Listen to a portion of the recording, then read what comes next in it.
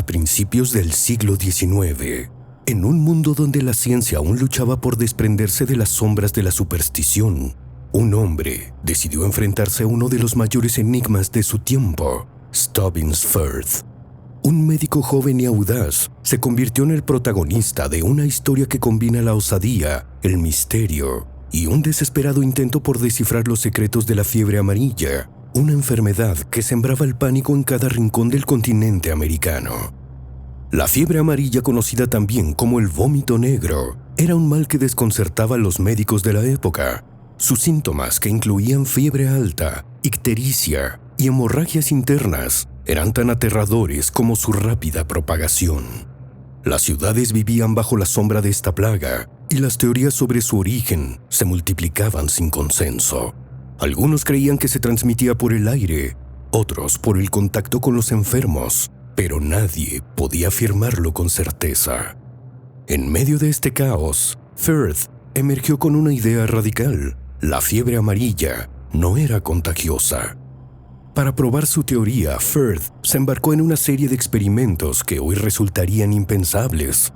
Su laboratorio no era un lugar de instrumentos pulcros y métodos controlados, sino un espacio donde el cuerpo humano se convertía en el campo de prueba.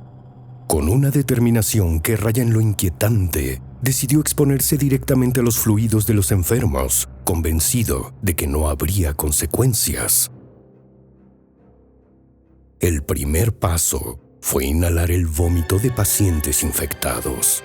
No fue un acto aislado, sino repetido, metódico, como si buscara en ese gesto repulsivo la clave para desentrañar el misterio. Luego fue más allá. Tomó el vómito, lo diluyó en agua y lo bebió, desafiando a su propio cuerpo a resistir lo que muchos consideraban un veneno mortal. Pero su experimentación no terminó ahí. Con una frialdad que hoy nos parece casi incomprensible, se untó el vómito, la sangre y la orina de los enfermos en heridas abiertas, como si quisiera demostrar que la enfermedad no podía penetrar su piel. Día tras día, Firth observaba su cuerpo con una atención obsesiva, esperaba los síntomas, los temía, porque su aparición habría confirmado que estaba equivocado. Sin embargo, el tiempo pasaba y nada ocurría.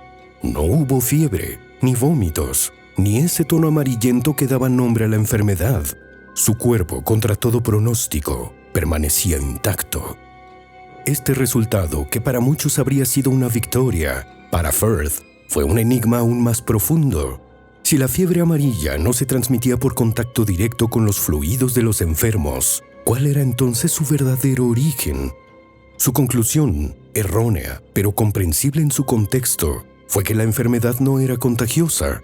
Sin embargo, la realidad era más compleja, más escurridiza. La fiebre amarilla no se transmitía de persona a persona, sino a través de un intermediario invisible, el mosquito Aedes aegypti. Este pequeño insecto, portador del virus, era el verdadero responsable de la propagación de la enfermedad, un hecho que la ciencia no descubriría hasta décadas después. La historia de Firth no termina con sus experimentos. Su legado es una mezcla de admiración y perplejidad.